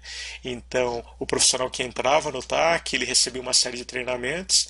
O salário do profissional na época também evoluía com a certificação que o profissional ia obtendo. Então, CCNA ganhava um valor, CCNP outro e CCIE um valor maior e assim por diante. Então era algo que era uma terra que respirava a busca pela certificação. Era uma terra onde, se você investisse em certificação, o seu retorno profissional, o seu retorno financeiro era algo garantido. Então para eles eu deveria estar lá, porque com 2 CCIEs falando inglês, falando espanhol e português era tudo que eu precisava. Era a minha oportunidade de vida. Era um lugar que eles viam como um lugar onde eu podia me dar muito bem. Até brinquei com o meu instrutor na época, falei assim, então você vai ser o meu agente. Assim, se você conseguir uma boa vaga para mim com alto salário, eu te pago um percentual do meu salário. Ele até brincava, opa, se você estiver falando sério, conta comigo que eu consigo arrumar essa vaga para você. Então, para você ver, um país movido pela busca e certificação. Foi algo muito diferente, né? Foi algo assim espantoso, né? Então, em 2009, consegui galgar mais esse passo. E a partir de 2010, eu tive muito mais acesso a projetos de segurança. Então eu já era um profissional da área de segurança. Eu iniciei na parte de segurança na NET em 2000. Eu tive a oportunidade de trabalhar com a parte de firewalls, a parte de segurança de LAN e WAN na empresa. Na Embratel, eu tive muito contato com a área de segurança também, porque foi um dos produtos inovadores que a empresa lançou, que era o Business Security, que era o nome do produto na época, que envolvia IPS, scanners de vulnerabilidade e também firewalls. Então eu já era um profissional que já estava calejado na parte de segurança. Tá? Na Verizon também, trabalhei bastante com a parte de segurança lá. E na Medidata, a partir de 2010, vários projetos de segurança começaram a vir para a minha equipe, tá? Pelo conhecimento que nós tínhamos, por ser um profissional que já tinha experiência. Então tive a oportunidade de trabalhar projetos de segurança em várias instituições financeiras, em várias operadoras. Então eu consegui evoluir muito nessa minha parte de segurança. Daí veio aquela outra pergunta, né? Então, já que eu estou tão bom em segurança nesse momento, é uma pessoa que já está tão habituada à parte de segurança, por que não me testar? né? E aí veio a ideia do terceiro CCIE. Por que não, então, tentar fazer o CCIE na parte de segurança? Então me dediquei, comecei a estudar em 2010 fortemente para atingir esse objetivo. Tentei fazer a prova e aí eu comecei a perceber o quão difícil era. Tá? Então em Routing Switch não fui aprovado da primeira, consegui ser aprovado na segunda tentativa. Service Provider eu consegui ser aprovado na primeira tentativa. E segurança foi um pouco mais duro. Tá? Em segurança efetivamente eu fui passar a terceira vez. Sendo que eu fui tentar 2 vezes a prova fora do país, né? Tanto Service Provider como Routing Switch eu fiz as provas aqui no Brasil, o laboratório aqui no Brasil, só que essa tracking, essa vertical de segurança, na época não existia ainda no Brasil. Então em 2010 eu tentei fazer a prova primeiramente na Carolina do Norte, no site de RTP da Cisco, não consegui ser aprovado. Depois eu tentei posteriormente no mesmo ano em San José, na Califórnia, também não consegui ser aprovado e começou a gerar algo muito ruim, né? Eu nunca tinha sido reprovado 2 vezes consecutivas, eu tinha estudado muito. Na última vez que aconteceu a reprovação, eu lembro que eu parei e pensei comigo mesmo, falei, Luiz, mais do que isso você não vai conseguir, mais preparado do que isso você nunca vai estar, então se você não conseguiu ser aprovado agora, não tem por que ser aprovado depois. Então eu comecei a imaginar que eu tinha chegado no meu limite, que essa vertical era algo que não ia ser para mim. Só que a própria empresa que eu trabalhava na época, Medidata, ela me auxiliou, ela bancou a próxima prova para mim e falou, Luiz, você pode tentar de novo, que essa terceira tentativa vai ser custeada pela empresa. E uma outra coisa que aconteceu que me deu bastante que me deu bastante motivação foi o advento da prova acontecer aqui no Brasil. Então a prova iria acontecer aqui no Brasil e eu poder fazer a prova aqui em São Paulo. Então tentei pela terceira vez e consegui ser aprovado. Então foi algo mágico. Eu lembro que eu fiz a prova num dia, no outro dia eu estava saindo de férias com a minha família para passar férias em Pernambuco. E antes de ir para o aeroporto veio o e-mail dizendo da minha aprovação e foi uma felicidade geral, tanto minha como da minha família. Foi um momento muito mágico, tá? Algo indescritível. Então, consegui em 2011 ser aprovado e eu sempre estava de olho na parte de voz, porque eu era um profissional oriundo da Embratel. Na Embratel não só na parte de dados, mas eu trabalhei muito com projetos de telefonia, projetos de número único nacional, 0800, tanto longa distância como telefonia local, e também projetos em voz sobre IP. Então era algo que eu gostava. Quando eu fazia tracking de security, por exemplo, e eu passava pelos hacks, pelas baias dos candidatos de voz e vinham aqueles telefones IPs pendurados, né? Eu achava, nossa, que coisa legal, parece um QG, né? Parece um centro de controle. Eu falei, isso eu quero. O dia que eu terminar a segurança, eu quero fazer isso. Eu quero poder participar desse desafio. Então eu estudei bastante. Na época o que me motivou bastante foi que existia um profissional da empresa, só que no Rio de Janeiro, que era o Evandro, eu tive o prazer de conhecê-lo, né? Ele era alguém que conhecia muito em voz, conhecia muito a voz e que estava estudando para o tracking e nos juntamos forças. Né? A experiência dele em voz e minha experiência em fazer laboratórios, os labs CCIE da Cisco. Nos juntamos, começamos a estudar. Ele foi primeiro, reprovou. Depois eu fui depois, reprovei. E aí falamos, Evandro, agora, vamos, cara, um empurrando o outro, até que ele passou.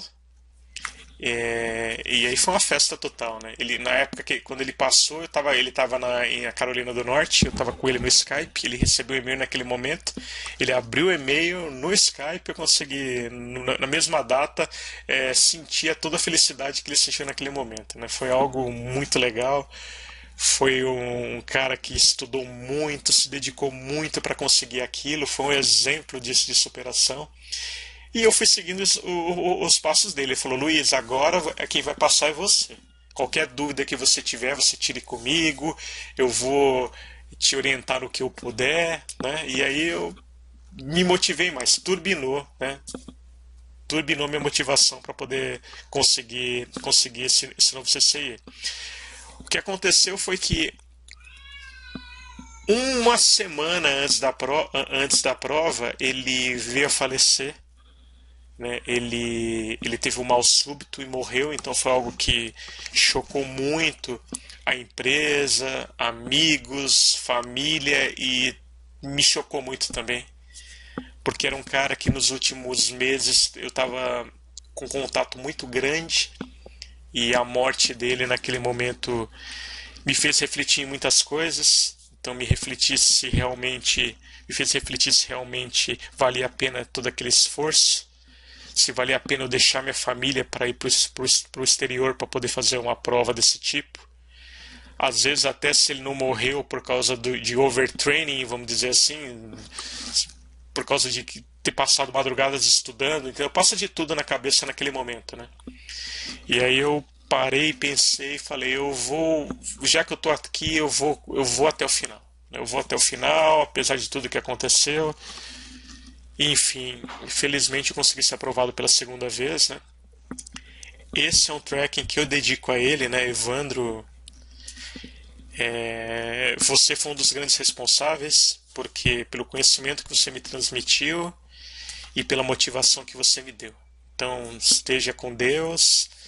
E, e eu sei que você não teve muito tempo para poder curtir o seu curtir toda essa felicidade, né? Infelizmente ele faleceu um mês depois que ele conseguiu a certificação, mas cara, você é um cara que vai ficar, a sua presença vai ficar guardada, tá? Então, continuando, após o CCIE de voz, mesmo quando eu estava estudando ainda para o CCIE de voz, a Cisco já tinha lançado o CCIE de Data Center. E eu adoro de paixão tecnologia de Data Center. Eu adoro. Tanto é que quase eu parei de estudar para voz para começar a estudar para Data Center. Eu fui estudando para voz, mas já de olho, falando, cara, o próximo é você. Com certeza eu vou. Esse tracking é um tracking que eu tenho que fazer. Eu tenho muita experiência em data center, eu adoro trabalhar com data center, enfim. Espere por mim que você já está na lista. E quando eu terminei o CCIE de voz, um mês depois, eu recebi um e-mail do meu ex-aluno, que trabalha na Cisco, perguntando se por um acaso eu iria passar para o tracking de data center. E eu achei isso um convite, né? Falei, cara, por que não? Vambora. Ele falou, pô, sabia, professor, então vamos aí. E aí eu comecei a estudar com ele para esse tracking, então é algo também muito prazeroso, porque imagina, eu como professor, tá agora lado a lado com um ex-aluno estudando para um mesmo objetivo, que é um nível de certificação tão alto. É prazeroso demais, entendeu? Então, assim, olha como que o mundo se transforma, né? Um ex-aluno se transforma num colega de trabalho e agora é alguém lutando ao seu lado por algo que tão especial, tão bem visto no mercado e tão difícil. Então, comecei a estudar, que é o Felipe, né, é um ex-aluno meu que trabalha na Cisco, muito dedicado, tá rumo a essa certificação, o empenho dele é algo exemplar, o jeito que a gana que ele tem para tirar essa certificação, o jeito que ele estuda, o quanto ele quer, é algo que me motivou muito. Então a gente começou a estudar, ele começou a estudar um pouco antes, eu vim um pouco depois, ele tentou fazer a prova, infelizmente não foi aprovado, mas foi bem na prova, e eu fiz a prova um tempo depois, alguns meses depois, e consegui ser aprovado. E o que aconteceu? A partir desse momento, eu tive 5 certificações CCIE, foi um marco na minha vida profissional, foi um marco para a empresa. Hoje, atualmente, na América Latina, existem 2 profissionais só que têm esse nível de certificação, tá? Que tem 5 CCIEs, inclusive os 2 são brasileiros, então isso é um motivo maior ainda de orgulho. E no mundo, existem 28 profissionais só com essa certificação.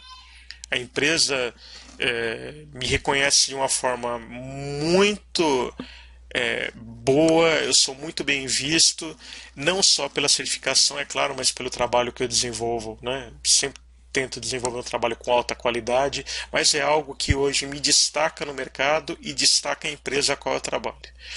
No processo de certificação que a empresa teve Gold, o próprio auditor ele quis me conhecer. Porque ele, mesmo sendo auditor da Cisco, ele disse que não tinha, ele nunca tinha falado com um profissional com 5 CCIEs, então foi algo que também foi um momento especial, entendeu? Então, o que eu digo é, eu quero passar o seguinte recado: a certificação profissional na minha trajetória na carreira de TI, ela sempre me impulsionou. Ela sempre foi um diferencial para que eu mudasse de área, ou para que eu mudasse de empresa, ou para que eu tivesse um bônus, ou para que eu aumentasse o meu salário. A certificação ela fez todo o diferencial na minha vida. E um conselho que eu dou aos profissionais de TI é: invistam em certificação. Porque o que vale no final do dia não é o diploma. O que vale no final do dia é o conhecimento que você vai adquirir para que você faça a prova de certificação. O trajeto até o dia da prova é algo que é o mais importante para você. O conhecimento que você vai adquirir devido ao seu estudo, devido ao seu esforço até o dia da prova, é o que vai diferenciar na sua carreira. Tá? Não é o diploma em si, é o conhecimento. Você se transforma. Como profissional, seu nível técnico aumenta em muito. Falando agora sobre as etapas da certificação CCIE, a certificação CCIE é dividida em duas partes. A primeira parte é uma prova teórica. Então você tem que provar que você está preparado para fazer o exame prático. Então a prova teórica é uma prova que tem em torno de 100 questões, 2 horas de duração, e o score é geralmente acima de 70%. Então quando você faz a prova CCIE teórica, que é o exame que a gente chama de writing, você não se torna um profissional certificado, você não se torna CCIE. Ele é um pré-requisito para que você possa fazer o laboratório. É como se a Cisco estivesse perguntando para você o seguinte: você realmente está capacitado para ir no laboratório CCIE? É exatamente isso. Tá? Então esse é o primeiro passo.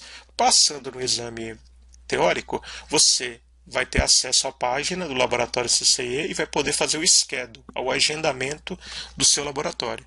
Aí você vai escolher o tracking primeiro, né, qual a vertical que você vai estar fazendo, quais são as verticais que hoje existem: Routing Switching, Service Provider, Security, Collaboration, Data Center, Wireless, Service Provider Operations. Então essas são as trackings que existem atualmente.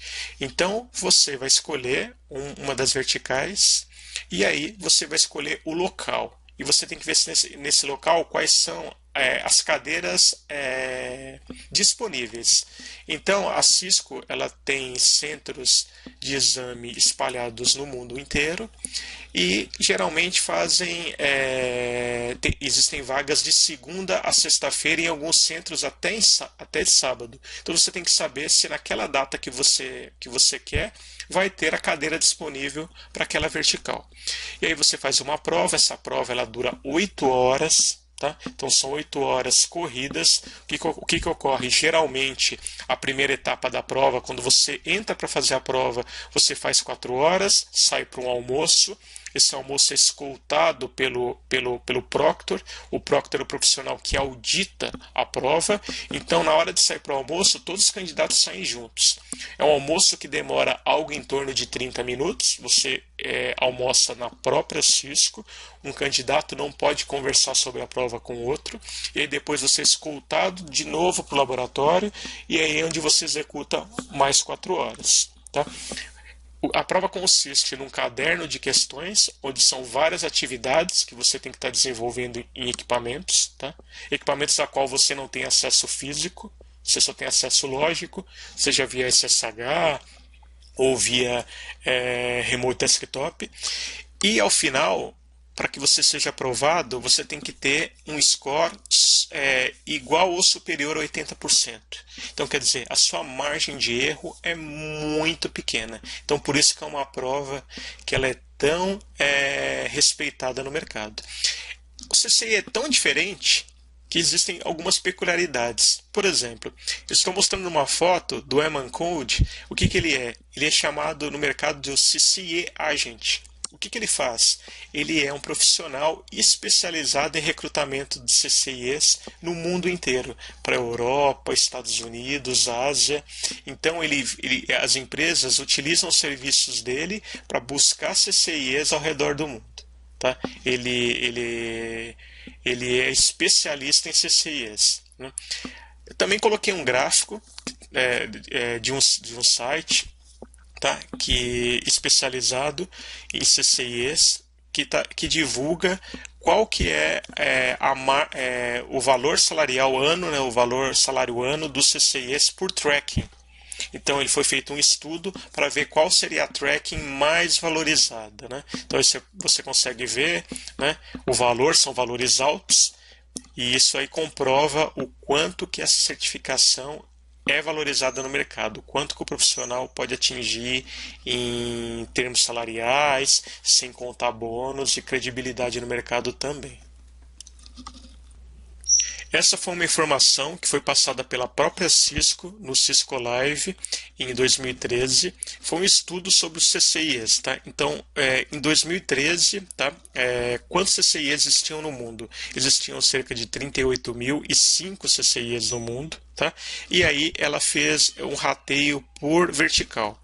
Tá? Então, quantos tem de routing switching, de segurança, service provider, voz e wireless? A gente pode perceber que a vertical que é a mais a vertical que ela é mais almejada é a de routing switching. Tá? Então, assim, o número de CCIEs está concentrado, é o que concentra o maior número de CCIEs. Por quê? Porque routing switching ela é uma vertical onde concentra a base para as demais certificações. Então, quando um profissional está começando a galgar na carreira de redes, geralmente, tá? Geralmente, não é uma regra, mas geralmente ele começa com a parte de routing switch. Então, por isso que é uma vertical que concentra o maior número de candidatos e concentra o maior número de profissionais.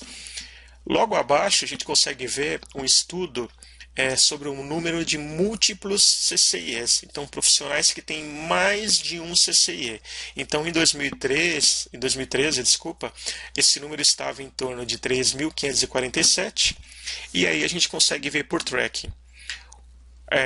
Quando a gente começa a falar em mais de três CCIEs ou mais, tá? A gente já consegue ver um número muito reduzido de profissionais. Né? Então, se você for perceber, Total with Free Certifications, então, triple CCIEs, a gente está falando em torno de 511 no mundo. Tá? Quad CCIEs, 110. E Penta CCIEs, 25. Então, a última informação que nós temos oficial, o número de Penta CCIEs é 25. Contudo, né? Penta CCIEs ou mais, né? 5, 6 ou 8. Contudo, como a gente conhece o mercado, é um mercado muito pequeno, eu sei que esse número de profissionais com 5 CCIEs ou mais, hoje já está em torno de 28. Tá? Não é mais 25. O que eu sei é que está em torno de 28 com 5 ou mais, e que o número máximo de CCIEs que uma única pessoa tem, hoje em dia são 7. Existem apenas 3 pessoas no mundo com 7 CCIEs.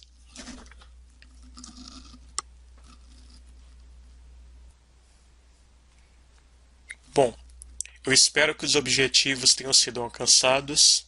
Eu espero que vocês tenham gostado dessa palestra. A opinião que foi expressada nessa palestra é uma opinião pessoal minha, que leva como base todo o conhecimento que eu tive na área, toda a minha experiência, tanto acadêmica como profissional. E ninguém é dono da verdade. Pode ser que alguns pontos vocês concordem, outros não, mas eu acho muito importante esse tipo de troca de informação, principalmente entre pessoas mais experientes e pessoas que querem iniciar na área. Eu espero que abra os olhos de vocês para as possibilidades que a gente tem na área de TI e que principalmente abram os olhos de vocês sobre a importância que a certificação técnica tem para nós, profissionais de TI. Eu vou estar passando um vídeo da Cisco agora, tá? Que ele desvenda o laboratório ele foi criado com a intenção de mostrar um pouquinho do laboratório CCIE para aquelas pessoas que não tiveram oportunidade de vivenciar. Eu agradeço pelo tempo de vocês e agradeço pela participação de todos. Até breve. On the day of the lab exam, the CCIE candidate should expect to be greeted by a proctor about 15 minutes before the exam starts. And during that time, the proctor is going to do two things that are important for a candidate to remember. One is the proctor is going to remind the CCIE candidate that he can't bring anything into the lab. The second thing that the proctor is going to do that's important to remember is that the candidate should be prepared to produce a photo ID to identify themselves to the proctor. Candidates should use the proctors during the day of the exam. That's what the proctor's job is to be there to clarify the questions on the exam. The lab layout is such that each one of the candidates is provided with a work area that includes a candidate PC and a comm server access to a rack of equipment. The racks are pre-cabled, therefore the candidates are not allowed to touch the cabling. The candidates can expect pods relevant to what test they're taking. Therefore, the best way to know the specifics of the equipment would be to go to our website, because we list the actual equipment relevant to each exam, as well as the iOS versions that they can expect to find on the exams. The biggest mistake that most candidates make is they do not read the entire exam before they begin. Therefore, during the course of the exam, they lose precious time because they make configuration errors early on that they find they have to go back and fix as they encounter additional scenarios. Practice is key. In-depth practice. It's not just a matter of being able to configure the different scenarios. It's a matter of being able to go beyond a common configuration. You need to fully understand the in-depth different ways that a solution can be applied.